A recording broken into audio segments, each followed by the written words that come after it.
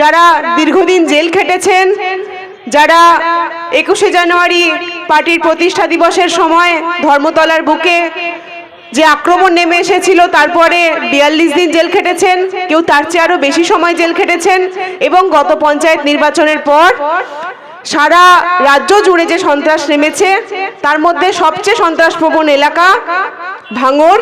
সেই ভাঙড়ে যারা বুক চিতিয়ে লড়াই করেছেন, জেল খেটেছেন এবং তারা জেল থেকে মুক্তি পেয়ে আজকের এই সভায় উপস্থিত আছেন, তাদের প্রত্যেককে আমি জানাই সংগ্রামী অভিনন্দন। আজকে এই সভায়, এই রক্তদান শিবিরে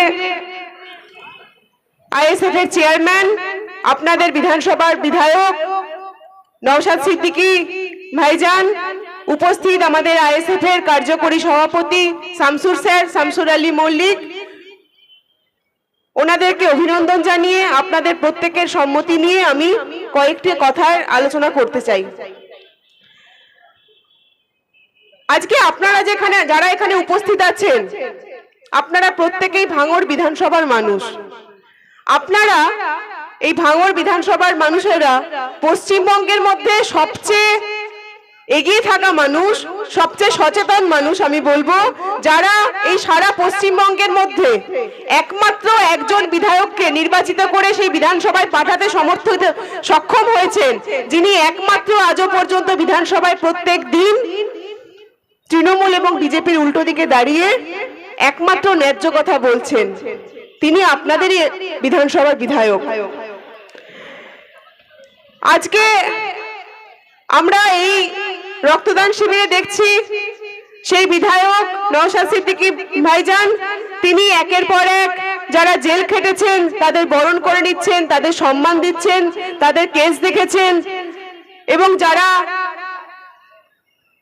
আমাদের এই লড়াইয়ে সংগ্রামে শহীদ হয়েছেন সেই পরিবারের, শহীদ পরিবারের দিদি, ওনার স্ত্রী আজকে এখানে উপস্থিত আছে তার সন্তানকে নিয়ে, তাদেরকেও আমরা আমাদের পাশে পেয়েছি। এই আইএসএফ এর যে এক পরিবারের মতো আইএসএফ তৈরি হয়েছে, এই আইএসএফ পরিবারটা আস্তে আস্তে বড় হচ্ছে, অনেক বড় হচ্ছে। আপনাদের আয়োজনে আজকে যে রক্তদান শিবির, এই রক্তদান শিবির গত পরশুদিন যে শুরু হয়েছে, একের পর এক দেখা যাচ্ছে পরপর প্রতিদিন রক্তদান শিবিরে রক্তদাতার সংখ্যা ক্রমশ বাড়ছে। হয়তো রক্ত নেওয়ারও অত ক্যাপাসিটি থাকছে না, নিয়ে কুলিয়ে ওঠা যাচ্ছে না। যেভাবে মানুষ এগিয়ে আসছেন তাতে করে একটাই জিনিস প্রমাণিত হয় যে আইএসএফ যে সত্যের জন্য লড়াই করছে, যে সমাজ পরিবর্তনের জন্য লড়াই করছে, ক্ষমতা বদলের জন্য নয়, সেই সমাজ পরিবর্তনের ইচ্ছেটা, সমাজ পরিবর্তনের আশা প্রত্যেকটা মানুষের মধ্যে আছে বলেই আজকে এক রক্তদান শিবির হোক, কোনো জনসভা হোক, কোনো কনভেনশন হোক, কোনো মিছিল হোক, কি কোনো ঘরোয়া আলোচনা, প্রতিদিন আইএসএফ এর একের পর এক সেখানে মানুষের সংখ্যা বাড়ছে, সবাই এগিয়ে আসছেন। আজকে আপনাদের এই উদ্যোগে যে রক্তদান শিবির, এরকম বিভিন্ন রক্তদান শিবির সারা রাজ্যে আমাদের আইএসএফ এর নেতৃত্ব এবং কর্মীরা আয়োজন করছেন। রক্তদান শিবিরের আয়োজন কেন করতে হয়? সাধারণ মানুষের চিকিৎসার দায়িত্ব, এই দেশের প্রত্যেক নাগরিকের চিকিৎসার দায়িত্ব এই দেশের সরকারের। কিন্তু আমরা যদি সরকারি চিকিৎসা ব্যবস্থার দিকে তাকাই তাহলে দেখতে পাবো যে সেখানে সরকারি হাসপাতালের সামনে মানুষ কাতারে কাতারে পড়ে আছে, তাদের চিকিৎসার জন্য কোনো বেড নেই, তাদের যখন রক্তের প্রয়োজন পড়ে তখন এখানে ওখানে ছুটতে হয় যে কার কাছে একটা ব্লাড ব্যাংকের কার্ড আছে। এই যে সরকারি চিকিৎসা ব্যবস্থার যে পরিকাঠামো, সেই পরিকাঠামোতে সন্তুষ্ট থাকতে না পেরে সাধারণ মানুষকে নাগরিক উদ্যোগে বিভিন্ন জায়গায় রক্তদান শিবিরের আয়োজন করতে হয়। আমরা নাগরিক কর্তব্য পালন করে আজকেও এই রক্তদান শিবির আয়োজন করেছি, আগামী দিনেও করব। এটা আমাদের সামাজিক দায়িত্বের মধ্যেই পড়ে।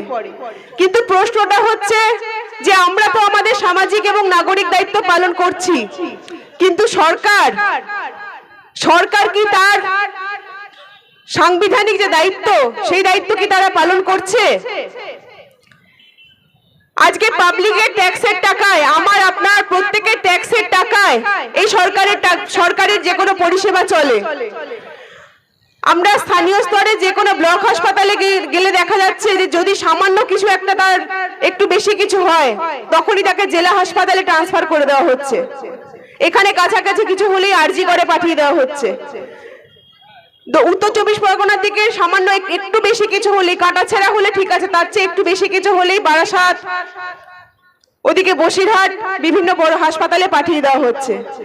যদি গ্রামীণ হাসপাতালে কোনো চিকিৎসা ব্যবস্থা না থাকে তাহলে কি সম্ভব শহরের ওই কয়েকটি হাসপাতাল এবং মেডিকেল কলেজে এত এত মানুষের চিকিৎসা করানো? সম্ভব নয়। তাহলে আজকে যে আমরা এই আমাদের ট্যাক্সের টাকায় যে সরকার চলছে, যে টাকা সরকার বিভিন্ন দিকে খরচ করছে, সেই সরকারি ট্যাক্সের টাকার হিসেব বুঝে নেওয়ার অধিকার আমাদের প্রত্যেক নাগরিকের আছে। সেই হিসেব বুঝে নিতে আমরা চাইবো। আমরা রক্তদান শিবির আয়োজন করছি, আমরা স্বাস্থ্য ব্যবস্থার জন্য যতটুকু আমাদের পক্ষে সেখানে কন্ট্রিবিউট করা সম্ভব আমরা নিশ্চয়ই করব। কিন্তু একই সাথে সরকার স্বাস্থ্য ব্যবস্থা নিয়ে কি করছে, আদৌ সে দায়িত্ব পালন করছে নাকি স্রেফ একটা ছেলে খেলা করছে, সেইটাও আমরা বুঝে নেব আগামী দিনে এবং প্রত্যেক দিনে। আমাদের এই দেশে প্রত্যেক মানুষের বেঁচে থাকার জন্য ন্যূনতম যা যা প্রয়োজন, শিক্ষা প্রয়োজন, স্বাস্থ্য প্রয়োজন, চিকিৎসার প্রয়োজন, খাদ্য প্রয়োজন, বাসস্থান প্রয়োজন, এই সবগুলোই আমাদের অধিকার। এইগুলো পাওয়াটা কোন সরকারের ইচ্ছের উপর নির্ভর করে না যে সরকার ইচ্ছে হলে দেবে আর ইচ্ছে হলে তুলে নেবে। অথচ দেখুন চতুর্দিকে প্রত্যেকটি ব্যবস্থা নিয়ে, সে আপনি শিক্ষা বলুন কি স্বাস্থ্য বলুন কি কাজের সংস্থান বলুন, প্রতিটি ব্যবস্থা নিয়ে রাজ্য এবং কেন্দ্র সরকারের মধ্যে এমন দড়ি টানাটানি হচ্ছে যাতে করে সবচেয়ে বেশি ক্ষতিগ্রস্ত হচ্ছেন সাধারণ মানুষ। কেন্দ্র সরকার বলছে সুস্বাস্থ্য মিশনের দেওয়ালগুলো কেন গেরুয়া করা হয়নি, আমি টাকা দেব না। রাজ্য সরকার বলছে যে আমি তো হিসেব দিয়েছি, তুমি টাকা কেন দেবে না। অথচ রাজ্যের উপস্বাস্থ্য কেন্দ্র এবং স্বাস্থ্য কেন্দ্রগুলোতে যে পরিকাঠামো থাকা প্রয়োজন সেই পরিকাঠামো কোথাও নেই। প্রতিটি ব্লক হাসপাতালে সারা দিন অর্থাৎ 24 ঘন্টা অন্তত 4 জন স্পেশালিস্ট ডাক্তার থাকার কথা। অধিকাংশ ব্লক হাসপাতালগুলিতে গেলে দেখা যায় সেখানে 1 জন কিংবা 2 জন ডাক্তার আছে, তার চেয়ে বেশি ডাক্তার নেই।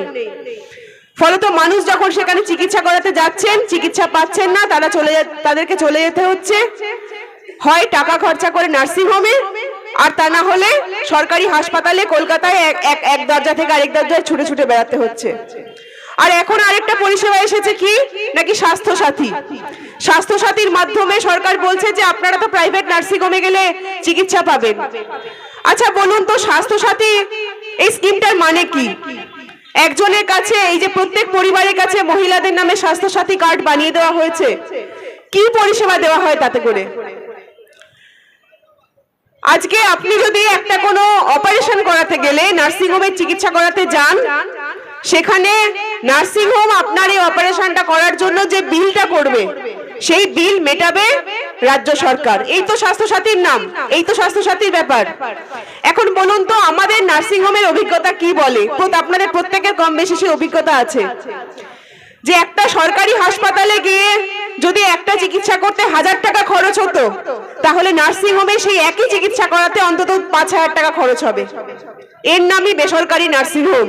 কারণ এই বেসরকারি নার্সিং হোমগুলো যারা খুলে রেখেছেন তারা ব্যবসা করছেন।